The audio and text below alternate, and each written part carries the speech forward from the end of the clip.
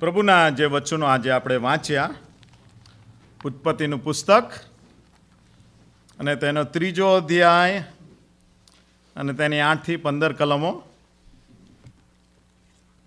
અને ત્યાં જે આપણે વાંચ્યું કે કેવી રીતે શૈતાને આદમ અને હવાને છેતરીને એમને પાપમાં પાડી દીધા અને સર્પે એમને ભૂલાવ્યા અને એ લોકો પાપમાં પડી ગયા. અને ત્યારે યહોવા દેવે, ઈશ્વરે આવીને એ 15મી કલમમાં જાહેર કર્યું, એ પ્રબોધવાણી હતી, અને તારી ને સ્ત્રીની વચ્ચે તથા તારા સંતાનની ને તેના સંતાનની વચ્ચે હું વેર કરાવીશ. તે તારું માથું છૂંદશે ને તું તેની એડી છૂંદશે. હા, કહે છે કે માનવ ઇતિહાસની અંદર એક સ્ત્રીનું સંતાન આવશે કે જે તારું માથું છૂંદી નાખશે, તોડી નાખશે. કહે છે હા, એ તારું માથું તોડી નાખશે, છૂંદી નાખશે.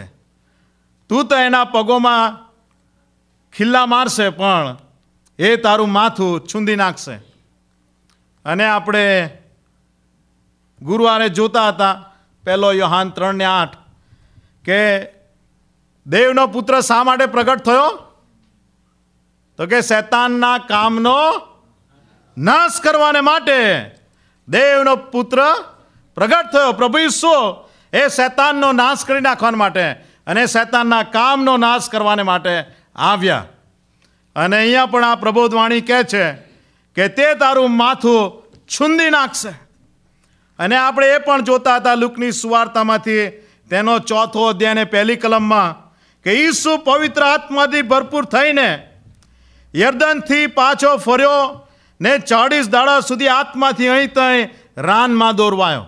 પ્રભુ ઈસુ પવિત્ર આત્માથી ભરપૂર થઈને એ શૈતાનની ટેરિટરીમાં ઘૂસી ગયા, એ રાનમાં, એના ક્ષેત્રમાં ઘૂસી ગયા.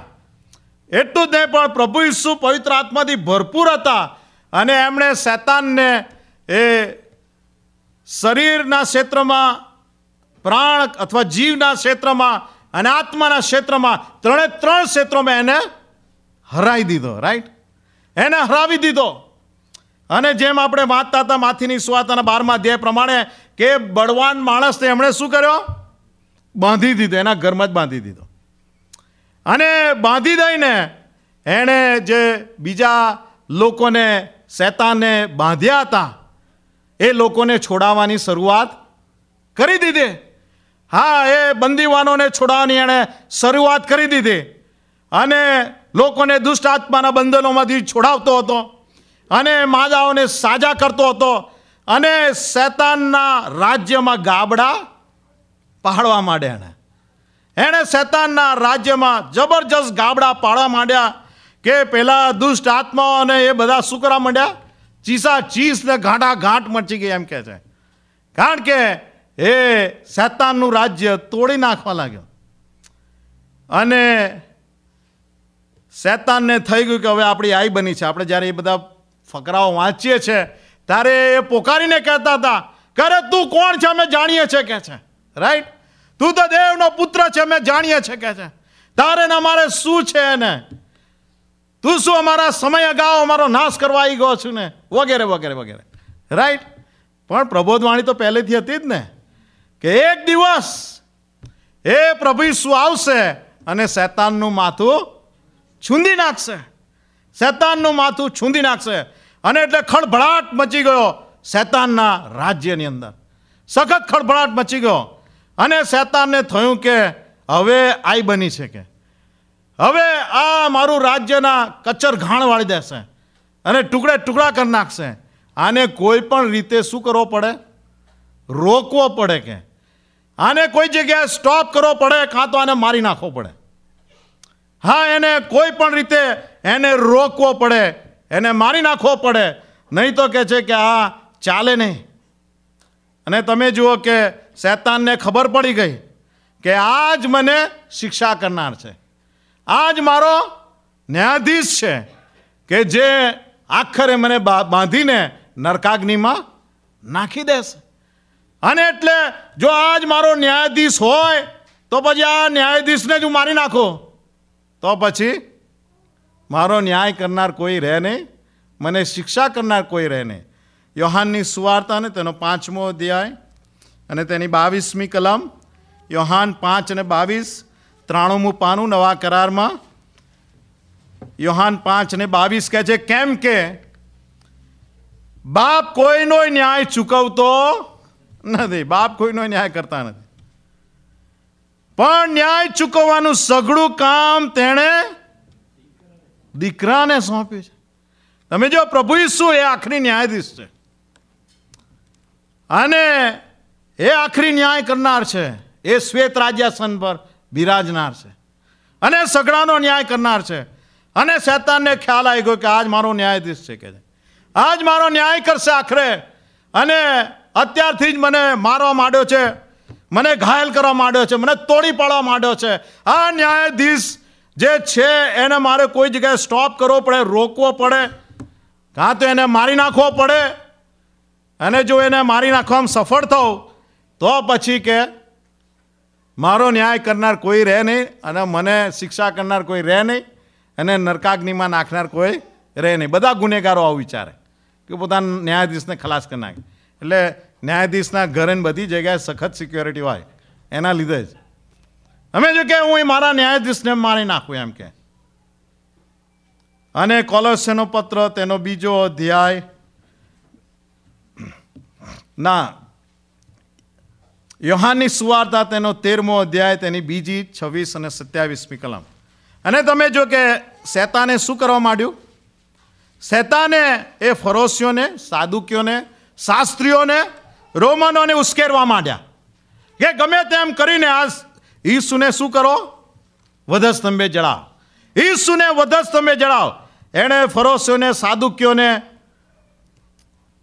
પ્રમુખ યાજકોને, રોમનોને ચડાવવા માંડ્યા એટલી હદ સુધી કે એણે ઈસુના શિષ્યોમાંના એકને પણ ચડાયો એમ કે છે.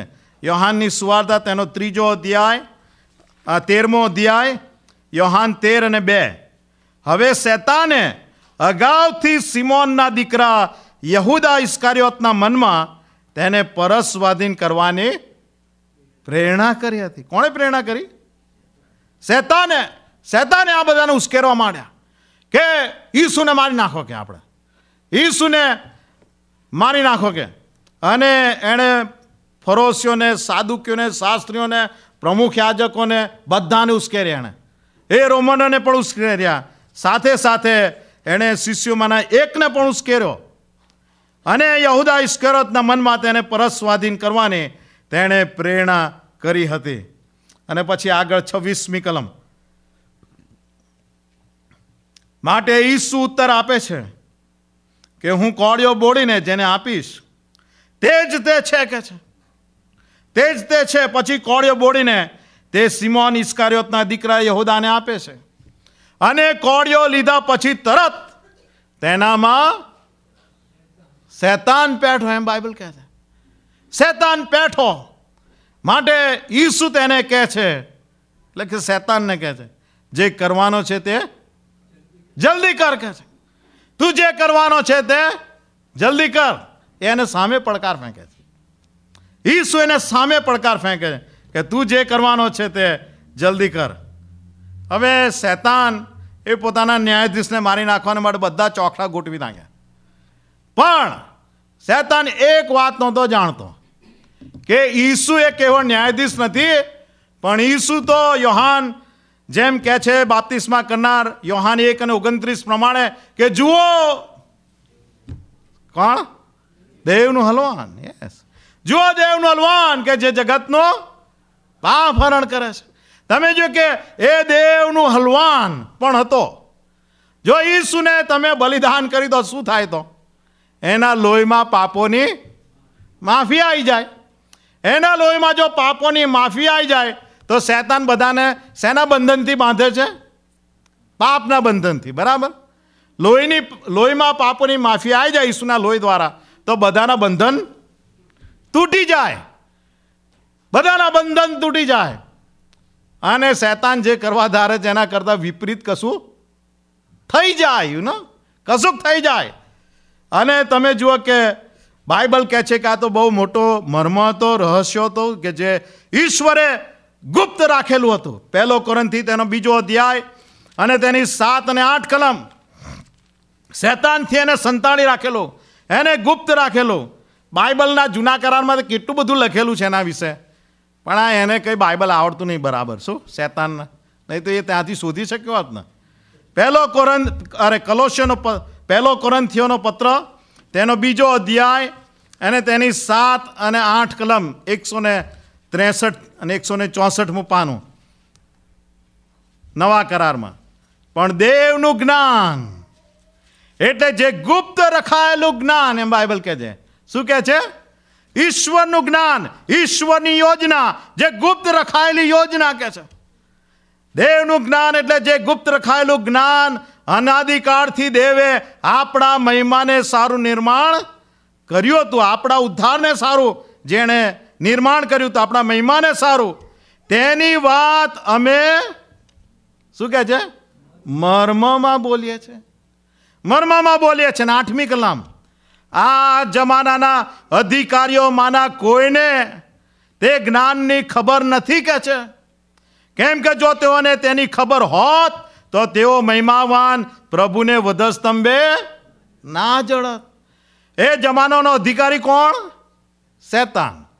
શૈતાનને જો આ વાતની ખબર હોત તો કોઈ સંજોગોમાં ભૂલ કરત નહીં, ઈસુને વધસ્તંભે જડી દેવાની. પણ એને આ વાતની ખબર જ નહોતી. એને તેમ કે મારા ન્યાયાધીશને મારી નાખું છું કે છે, પછી મારો કોણ ન્યાય કરનાર ને, પછી મને કોણ શિક્ષા કરનાર ને, મને કોણ નરકમાં મોકલનાર ને. અને એનું બફાઈ ગયું ને અહીંયા બરાબર બફાઈ ગયું એનું છે. કારણ કે ઈશ્વરે પહેલેથી જ આ ગુપ્ત રાખેલી આ યોજના. જો આ જમાનાનો અધિકારી શૈતાનને ખબર હોત તો કે છે કે એ પ્રભુને વધસ્તંભે ના જડત, એમ બાઇબલ આપણને સ્પષ્ટ કહે છે.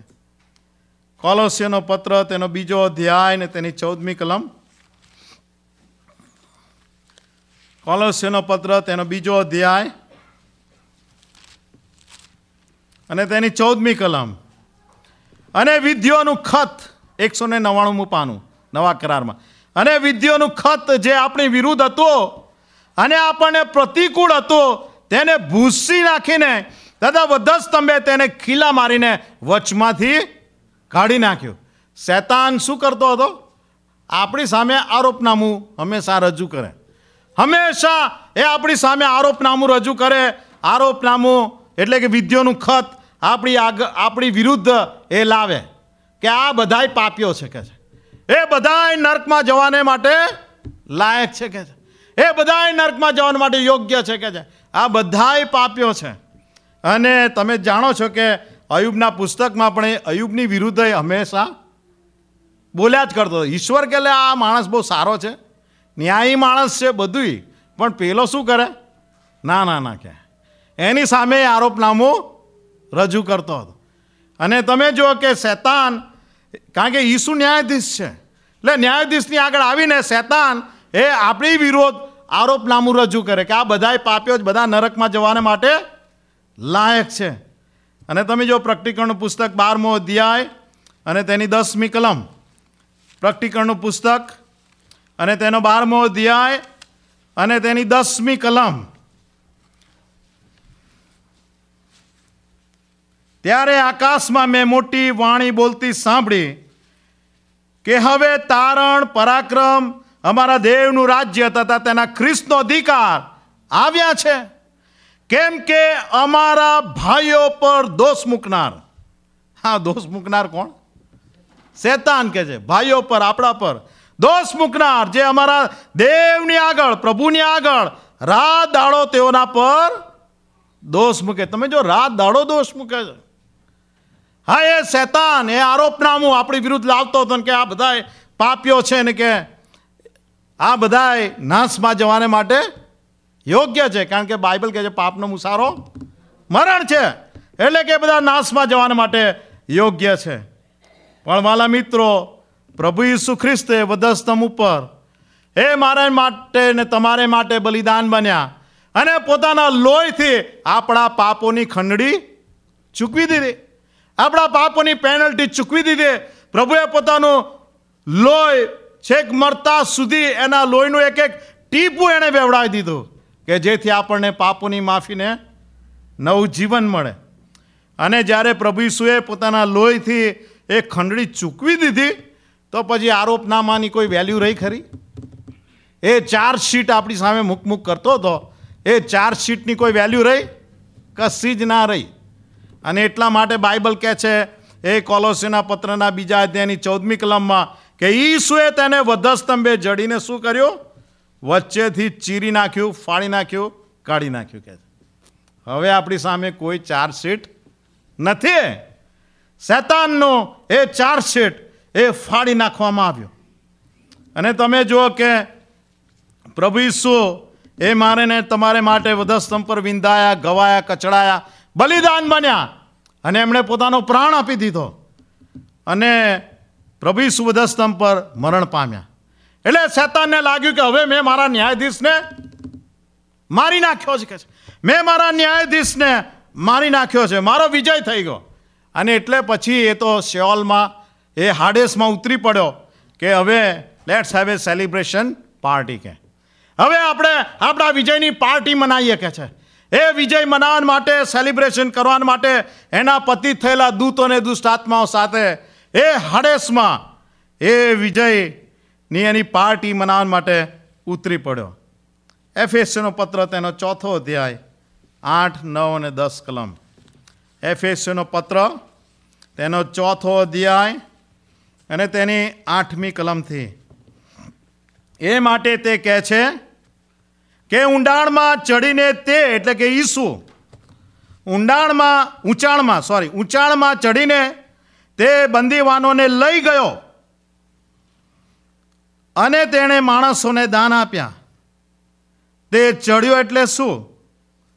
પ્રથમ તે પૃથ્વીના નીચેના ભાગોમાં ઉતર્યો એમ નહીં કે છે?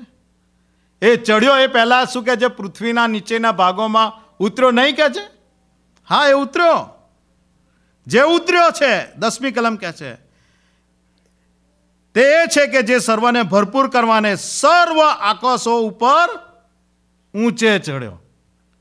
તમે જો કે પ્રભુ ઈસુ એ ઊંચાણમાં ચડીને બંદીવાનોને લઈ ગયા. તે પહેલા બાઇબલ કહે છે કે તે ચડ્યો એટલે શું? પ્રથમ તે પૃથ્વીના નીચેના ભાગોમાં ઉતર્યો એમ નહીં. જ્યારે પ્રેરિતોનું આપણે વિશ્વાસનામું વાંચીએ છીએ ત્યારે કહે છે કે તે મરણ પામ્યો ને દટાયો ને અધસ્થાનમાં ઉતર્યો.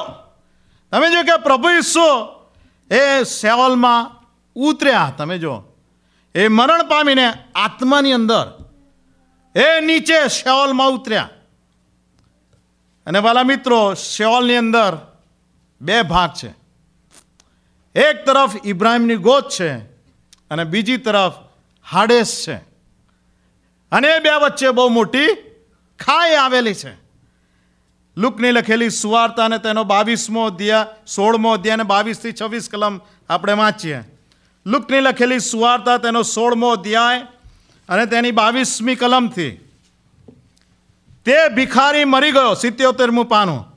ત્યારે દૂતો તેને ઇબ્રાહિમની ગોદમાં લઈ ગયા. કે છે શ્રીમંત પણ મરી ગયો અને તેને દાટવામાં આવ્યો. અને હાડેસમાં પીડા ભોગવતા તેણે પોતાની આંખો ઊંચી કરીને વેગળેથી ઇબ્રાહિમને તથા તેની ગોદમાં બેઠેલા લાજરસને જોયા. તેણે ઘાંટો પાડીને કહ્યું કે ઇબ્રાહિમ બાપ, મારા પર દયા કરીને લાજરસને મોકલ કે તે પોતાની આંગળીનું ટેરવું પાણીમાં બોળીને મારી જીભને ઠંડી કરે, કેમ કે આ બળતામાં હું વેદના પામું છું. પણ ઇબ્રાહિમે તેને કહ્યું કે દીકરા, તારા જીવનમાં તું સારાવાના પામ્યો હતો અને લાજરસ તો ભૂંડાવાના પામ્યો હતો. તે સંભાળ, પણ હમણાં તે દિલાસો પામે છે અને તું વેદના પામે છે. એ સર્વ ઉપરાંત અમારી ને તમારી વચમાં એક મોટી ખાઈ આવેલી છે. તેથી જેઓ અહીંયા તમારી પાસે આવવા ચાહે તેઓ આવી ન શકે અને ત્યાંથી કોઈ અમારી પાસે આ પાર આવી શકે નહીં. તમે જો કે શેઓલની અંદર 2 ભાગ છે. એક તરફ ઇબ્રાહિમની ગોદ, બીજી તરફ હાડેસ છે. અને 2ની વચ્ચે મોટી ખાઈ આવેલી છે. અને જે જૂના કરારના સંતો હતા તેઓ મરણ પામીને એ આ પારાદેશમાં ઇબ્રાહિમની ગોદમાં જતા હતા. એ લોકો ઇબ્રાહિમની ગોદમાં જતા હતા. આપણને એમ થાય કે શા માટે? કારણ કે હજુ સુધી પ્રભુ ઈસુ વધસ્તંભ પર બલિદાન બન્યા નહોતા. એમનું લોહી વેડવામાં આવ્યું નહોતું. આપણો ઈશ્વર બહુ જ ન્યાયી ઈશ્વર છે.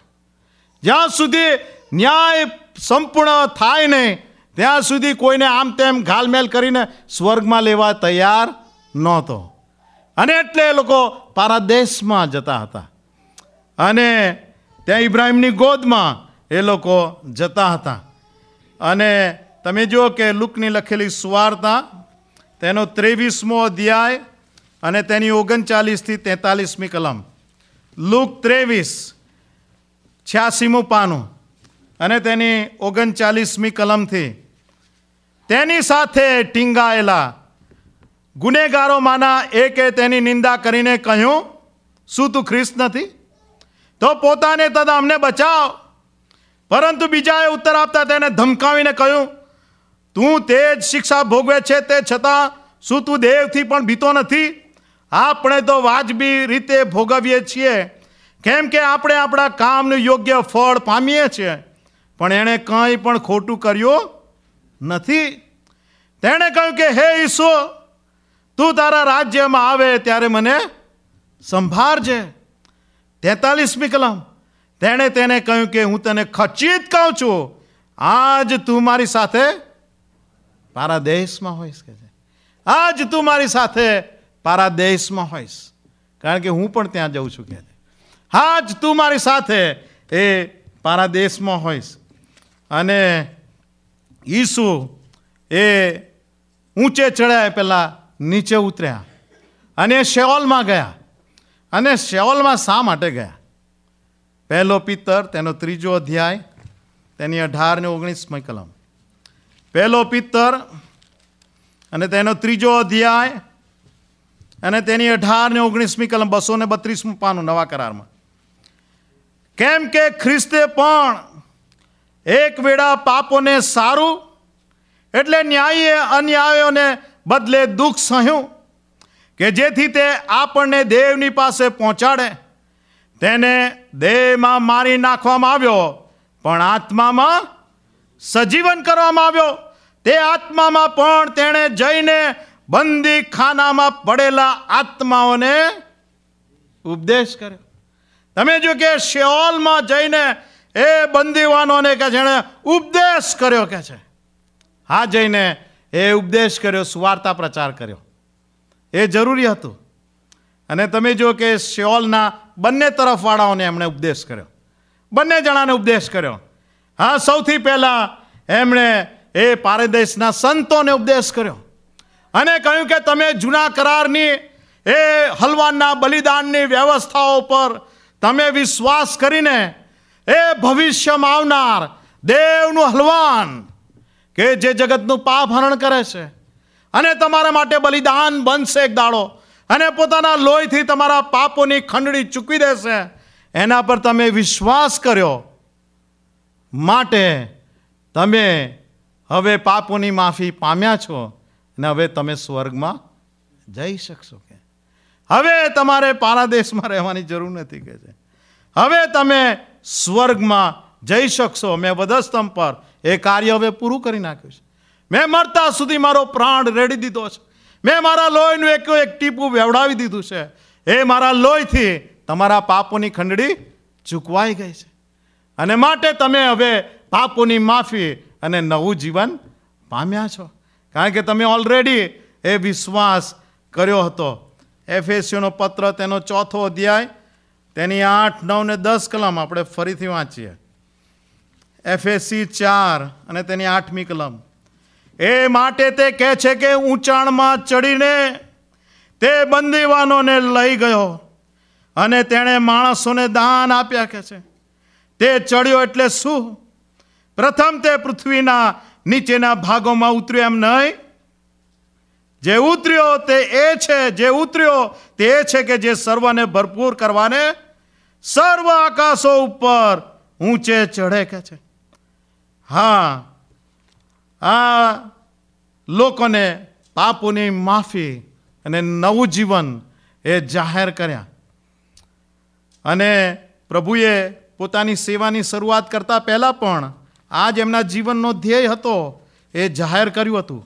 લુકની લખેલી સુવાર્તા અને તેનો 4થો અધ્યાય અને તેની 18મી કલમ.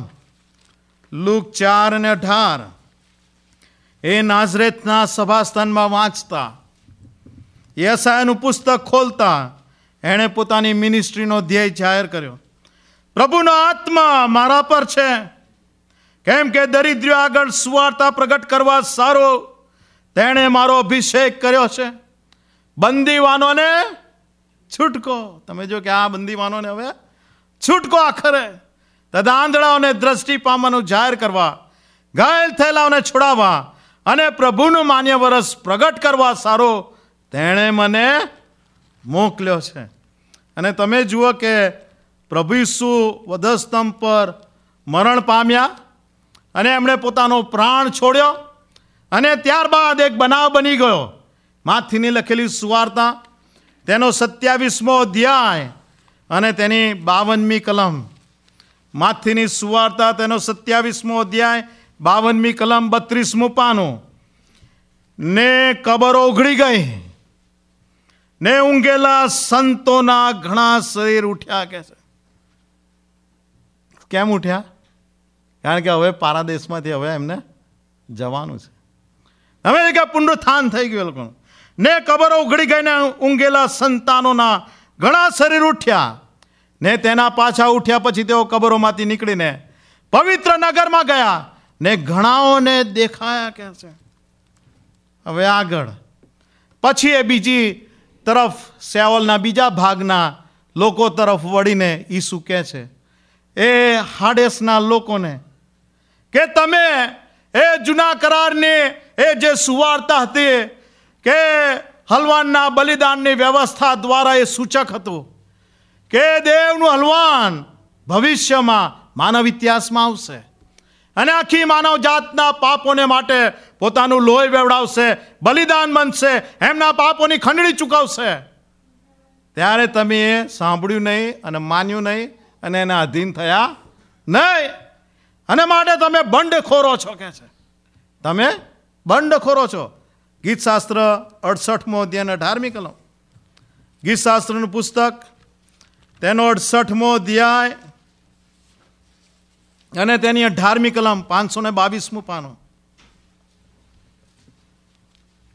તું ઉચ્ચ સ્થાનોમાં ગયો છે, તું બંદીવાનોને લઈ આવ્યો. કે છે તે માણસો પાસેથી નજરાણા લીધા છે, બંડખોરો પાસેથી પણ લીધા છે. કે છે જેથી યહોવા દેવ તેઓમાં રહે. કે છે હા, એ તમે બંડ પોકાર્યું. કે છે અને તમે ઈશ્વરની વાતો માની નહીં, તો હવે તમે એક દિવસ આવશે કે જ્યારે હાડેસ સાથે તમે નરકાગ્નિમાં જવાના. પ્રકટીકરણનું પુસ્તક તેનો 20મો અધ્યાય અને તેની 14મી કલમ. પ્રકટીકરણનું પુસ્તક 20મો અધ્યાય 14મી કલમ. જ્યારે આખરી ન્યાય થશે પ્રભુ ઈસુના શ્વેત રાજ્યાસન આગળ, એ બધાનો ન્યાય થઈ જશે. પછી આ બનાવ બનવાનો છે. અત્યારે તો એ લોકો હાડેસમાં જ છે. જોઈ એ બધા અવિશ્વાસીઓ મરણ તથા હાડેસ ને અગ્નિની ખાઈમાં નાખવામાં આવ્યા, અને અગ્નિની ખાઈ એ જ બીજું મરણ છે. કે છે હાડેસ અને હાડેસમાં બધા જે છે એને અગ્નિની ખાઈમાં નાખવામાં આવ્યા, અને અગ્નિની ખાઈ એ જ બીજું મરણ છે. તમે જો કે હજુ સુધી કોઈ અગ્નિની ખાઈમાં ગયું નથી. એ બધા અવિશ્વાસીઓ ક્યાં જાય છે? હાડેસમાં જાય છે. એ લગભગ નરક જેવું છે, પણ હજુ એટલું બધું નથી, પણ એ ત્યાં જાય છે બધા. પણ એક દિવસ હાડેસ ને અગ્નિની ખાઈમાં આખરી ન્યાય પતી જાય. કારણ કે આપણો ઈશ્વર બહુ ન્યાય છે અને બહુ ધીરજ રાખે છે. એટલે આખરે એ હાડેસને એ અગ્નિની ખાઈમાં નાખશે, કે જે બીજું મરણ છે. જો કોઈ જીવનના પુસ્તકમાં નોંધેલો માલુમ પડ્યો નહીં, તો તેને અગ્નિની ખાઈમાં નાખી દેવામાં આવ્યો. હજુ સુધી કોઈને અગ્નિની ખાઈમાં ઈશ્વરે ધકેલ્યા નથી. અને તમે જો કે આ વાત એ લોકોની આગળ એણે ઈસુએ ત્યાં પ્રગટ કરી. અને વાલા મિત્રો, પછી જે જીતેલો રાજા હોય, એ જે જીતેલો રાજા હોય તે હંમેશા પોતાના દેશની આગળ મેં યુદ્ધની અંદર જીત મેળવી છે એના પુરાવા રજૂ કરવા પડે ભાઈ. એ જીતના પુરાવા રજૂ કરવા માટે એ લોકો પ્રિઝનર્સ ઓફ વોર લઈ આવે, POWs, કે બીજા સામેના લશ્કરના જે બધા સૈનિકો પકડ્યા હોય કે લોકો પકડ્યા હોય એમને લઈ આવે. એમના બધા જે બધા ટેન્ક્સ તૂટી ગઈ હોય કે તોડી પાડી હોય, એમના ફાઇટર જેટ્સ તોડ્યા હોય, એ બધું જ સામગ્રી ભરીને એવા લઈ આવે અને પોતાના લોકોની આગળ પોતાની જીતના મેડલો તરીકે રજૂ કરે અને રજૂ કરે. તમે જુઓ કે શા માટે હમણાં થોડા વખત ઉપર આપણે અમેરિકા વોર ઇન ટેરરિઝમમાં છે, વોર ઓફ ટેરરિઝમ.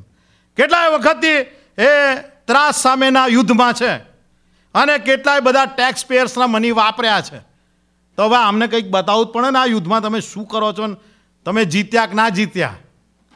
અને એટલે શું કર્યું પછી આખરે પેલા બિન લાદેનને પાડી દીધો, રાઈટ. એના DNA સેમ્પલ્સ ને બધું, એના પિક્ચર્સ, આ તે બધું એ લોકો લઈ આવ્યા, એના વિડીયોઝ ઉતાર્યા છે બધું જ. શા માટે? કે જેથી આ અમેરિકાનો જે પ્રમુખ છે, પ્રેસિડન્ટ, એને જવાબ આપવાનો છે લોકોને. અને એટલા માટે એ ઓબામાએ જાહેર કર્યું કે અમે બિન લાદેનને ખલાસ કરી નાખ્યો છે. તમે જો કે એ રજૂ કરવું પડે અને એવું જ પ્રભુ ઈસુએ પણ કરવું પડે. અને એટલા માટે ત્યાં કોલોસ્યોનો પત્ર તેનો 2 અધ્યાય અને 15મી કલમ, કોલોસ્યોનો પત્ર તેનો 2 અધ્યાય અને તેની 15મી કલમ, 199મું પાનું નવા કરારમાં. અને રાજ્યો તથા અધિકારીઓને તોડી પાડીને, તમે જો કે શૈતાનના જે બધા રાજ કરનારા હતા અધિકારીઓને તોડી પાડીને વધસ્તંભે તેઓ પર જય મેળવીને તેઓને જાહેર રીતે ઉઘાડા પાડ્યા. હા, એ આખું પ્રોસેસન લઈને ગયો. જ્યારે આપણે FSC 4:8 વાંચે છે કે તે ઊંચાણમાં ચડીને શું કહે છે, બંદીવાનોને લઈ ગયો. તે ઉપર ચડ્યો એ પહેલાં શું એ નીચે ઉતર્યો નહીં, એમ બાઇબલ પૂછે છે. એ આ બધા પોતાની જીતના મેડલો તરીકે કહે છે કે એ બધા અમુક દુષ્ટાત્માઓને, અમુક પતિત થયેલાઓને એ બાંધીને કહે છે કે એમને પોતાની જીતના મેડલો તરીકે જાહેર રીતે ઉઘાડા પાડ્યા, સ્વર્ગની આગળ રજૂ કરવા પડે એમને. અને ત્યાં 1 પિત્તર તેનો 3 અધ્યાય અને 22મી કલમ, 1 પિત્તર અને તેનો 3 અધ્યાય 232મું પાનું નવા કરારમાં 22મી કલમ. દૂતો, અધિકારીઓ તથા પરાક્રમીઓને પોતાને સ્વાધીન કર્યા. અમે જો એમને હરાવી દીધા, પોતાને સ્વાધીન કર્યા, એમને POWs બનાવી દીધા. કર્યા પછી તે તો આકાશમાં ગયો અને દેવની જમણી તરફ બેઠેલો છે. તમે જો કે પ્રભુ ઈસુએ આ બધાને પોતાની જીતના મેડલો તરીકે એ રજૂ કર્યા, એમ બાઇબલ આપણને સ્પષ્ટ કહે છે. પ્રભુ ઈસુએ સંપૂર્ણ જીત એ વધસ્તંભ પર મેળવેલી છે. અત્યારે જે પ્રભુના બાળકો, સંતો, નવા કરારના સંતો, જૂના કરારના સંતોને તો એ ઉઠાડીને લઈ ગયો સ્વર્ગમાં. નવા કરારના સંતો જે મરી જાય છે એમને આપણે દફનાવીએ છીએ, પણ એમનો આત્મા એ સીધો સ્વર્ગમાં જાય છે. એ સીધો સ્વર્ગમાં જાય છે.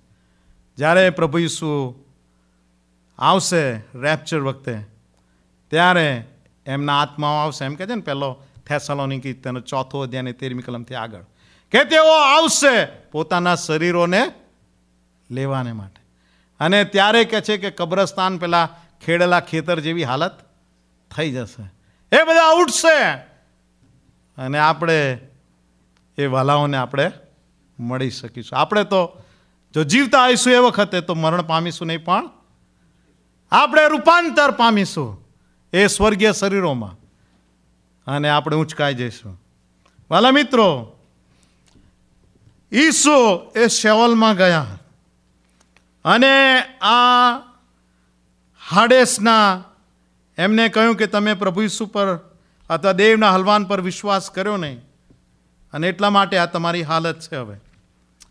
અને ત્યારબાદ ઈસુ એ હાડેસના રાજ્યાસન ખંડ તરફ એમણે ડગલા માંડવા માંડ્યા કે જ્યાં શૈતાન એના દુષ્ટ આત્માઓને પતિત થયેલા એ દૂતોની સાથે સેલિબ્રેશન પાર્ટી મનાવવા ભાઈ ગયા હતા.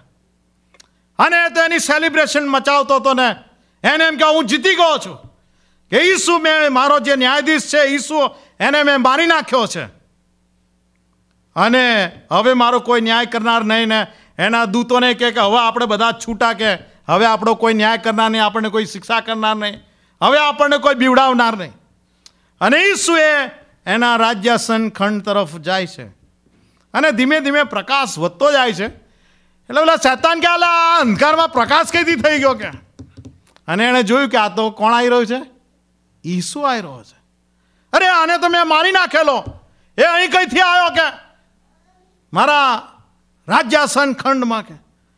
અને એણે ચીસા ચીસ કરીને બૂમા બૂમ કરીને એણે કહ્યું કે એના દુષ્ટ આત્માઓને ને એના શક્તિશાળી દૂતોને કે તમે જાઓ ને એને પકડો, એને મારી પાસે આવવા ના દેશો. અને દોડીને એના રાજ્યાસન પાછળ ભરાઈ ગયો. અને પેલા શૈતાનના દૂતો જઈને ઈસુને રોકવા કોશિશ કરે છે અને એક હાથથી પકડે તો એક ઝાટકો મારે ને પહેલાં આમ જઈને પડે, એક ઝાટકો આમ મારે તો પહેલાં આમ જઈને પડે.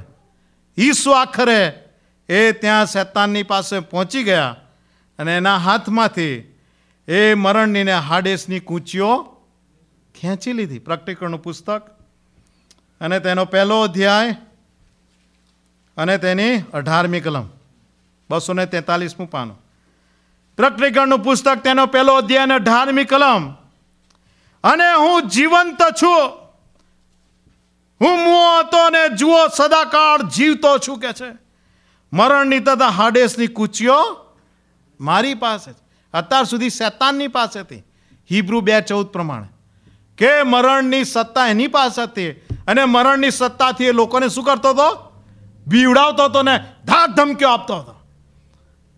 પણ હવે તો ઈસુએ એના હાથમાંથી એ મરણની ને હાડેસની કૂચીઓ ખેંચી લીધી. અને હવે ઈસુ કહે છે મારી પાસે છે. અને એટલા જ માટે ઈસુ કહી શક્યા ને તા માથીની સુવાર્તાના 28મી અધ્યાયની 18-20 કલમમાં કે આકાશમાં તથા પૃથ્વી પર સર્વ અધિકાર મને આપવામાં આવે છે. સર્વ અધિકાર હવે મારી પાસે છે. તમે જો કે ચાવીઓ એ અધિકાર ધરાવે છે. અને મરણની ને હાડેસની કૂચીઓ એ ચાવીઓ એણે ખેંચી લીધી. હવે સર્વ અધિકાર એની પાસે છે. અને પછી એ ઊંડાણમાંથી ઈસુ ઊંચાણમાં ચડતા હતા. એ શેવલમાંથી એ કૂંચીઓ એના હાથમાંથી ખેંચી લઈને બહાર નીકળતા હતા. અને શૈતાનને થયું કે ખલાસ, હવે આપણી પાસે કોઈ અધિકાર રહ્યો નહીં. અને એટલે એ કૂંચીઓ પાછી લઈ લેવા માટે એ કૂદીને ઈસુના એક પગે લટકી પડ્યો અને એને નીચો ખેંચવા માટે ઈસુએ એના બીજા પગથી જબરજસ્ત લાત મારી એના માથામાં. તેનું માથું ચૂંદાઈ ગયું, ફાટી ગયું. ઉત્પત્તિનો 3 અધ્યાય અને 15મી કલમ. તું તેની એડી છૂંદશે પણ તે તારું માથું છૂંદી નાખશે. ત્યાંથી આપણે શરૂઆત કરી, ત્યાં જ હવે આપણે પૂરું કરીએ છીએ. તમે જો કે એ ઈશ્વરનું વચન અક્ષરશ ઈસુએ પૂરું કર્યું. તું તેની એડી છૂંદી નાખશે પણ ઈસુ તારું માથું છૂંદી નાખશે. ઈસુ ના મરણથી શૈતાનનું માથું છૂંદી નાખવામાં આવે છે. પ્રાર્થના કરીએ. થોડો સમય શાંત રહીએ. વાલા મિત્રો, જો કોઈ હજુ પણ પ્રભુ ઈસુનો સ્વીકાર ના કર્યો હોય તો વાલા મિત્રો, એ બહુ ભયંકર બાબત છે કે આપણે આપણી જાતને એ હાડેસમાં અને પછી આખરે એ નરકાગ્નિમાં લઈ જઈએ છીએ. કોઈ આપણે આપણા હૃદયને કઠણ ના કરીએ. જો હજુ સુધી તમે પ્રભુ ઈસુને જીવન ના સોંપ્યું હોય તો વાલા મિત્રો, ઝૂકી જવાનો સમય છે. તમારા હૃદયમાં પ્રાર્થના કરો ને પ્રભુને કહો, પ્રભુ મુझ પાપી પર દયા કર, તારા લોહીથી મને ધો, શુદ્ધ કર. શા માટે હું શૈતાન ને એના દૂતોની સાથે એ નરકાગ્નિમાં જાઉં? હા, એ હાડેસમાં પડેલા માણસે બૂમ પાડીને કહ્યું કે હું આ બળતામાં વેદના પામું છું. એક પાણીનું ટીપું જો મને આપવામાં આવે મારી જીભને 1 સેકન્ડ માટે ઠારવાને માટે, તો કેટલું સારું. દરેક જણ આપણા હૃદયમાં પ્રાર્થના કરીએ ને પ્રભુને કહે, પ્રભુ તારો આભાર કે તું વધસ્તંભ ઉપર મારે માટે વિંધાયો, અને પ્રભુ તે તારા લોહીથી મારા પાપોની ખંડણી ચૂકવી નાખી. શેતાન વારંવાર એ આરોપનામું રજૂ કરતો હતો, ભાઈઓ પર દોષ મૂકનાર રાત અને દિવસ. એ આરોપનામું તે ખિલ્લા મારીને વચ્ચેથી ફાડી નાખ્યું છે, કારણ કે તારા લોહીથી તે અમારા પાપોની ખંડણી ચૂકવી દીધી, અમને નવું જીવન આપ્યું.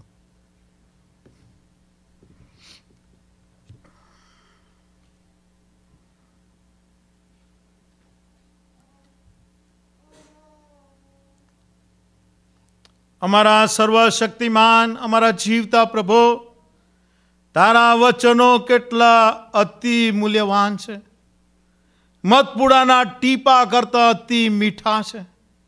તે મારી રુચિને ભાવે છે. પ્રભુ, તારા વચનો વગર અમે આ દુનિયામાં કેવી રીતે જીવી શકીએ? બાઇબલ એકલું એવું જ પુસ્તક છે કે જે સત્ય છે, જે સત્ય ઇતિહાસ છે, જે સત્ય હકીકત છે, એ સાચી સુવાર્તા છે અને ઉદ્ધારનો માર્ગ છે. પ્રભુ ઈસુ, અમે તમારો આભાર માનીએ છીએ કે કાલવરીના વધસ્તંભ ઉપર તમે અમારે માટે બલિદાન બની ગયા, જેથી અમારે માટે આજે પાપોની માફીને નવું જીવન છે. જે વાલાઓએ પોતાના હૃદયોમાંથી પ્રાર્થનાઓ કરી છે, પ્રભુ તમે પ્રાર્થનાઓ સાંભળી છે. પ્રભુ તમે પાપોની માફીને નવું જીવન સતત આપતા જાઓ, અને પ્રભુ તમારા માર્ગોમાં અને તમારા વચનો પરના પ્રેમમાં તમે તેમને વધારતા જાઓ, તમારા પરના વિશ્વાસમાં વધારતા જાઓ. અને પ્રભુ આ ફિલાડેલ્ફિયાની ગુજરાતી મંડળીને અને એના એક એક કુટુંબોને, એક એક સભ્યોને, એક એક વ્યક્તિને, મોટાથી નાના સર્વને પ્રભુ તારા આત્માના બમણા હિસ્સાથી ભરપૂર કર, અને પ્રભુ આશીર્વાદિત કર, અને પ્રભુ તારા મહિમાને અર્થે પ્રભુ તેમનો ઉપયોગ કર. ફરીને એક વખત આ મંડળીના સર્વ આગેવાનોને, લીડર્સને માટે અમે તમારી સ્તુતિ કરીએ છીએ. તમારા આત્માના બમણા હિસ્સાથી એમને પણ તું સતત અભિષિક્ત કરતો રહે, અને પ્રભુ તમારા મહેમાન અર્થે તમે એમને વાપરતા રહો. ફરીને એક વખત આભાર માનીએ છીએ આજના સંદેશાને માટે, આજના વચનને માટે. એ વચનોના પ્રકાશમાં ચાલવાની અમને કૃપા આપો. પ્રભુ અમે સર્વ તમારા હાથોમાં સોંપાઈએ છીએ.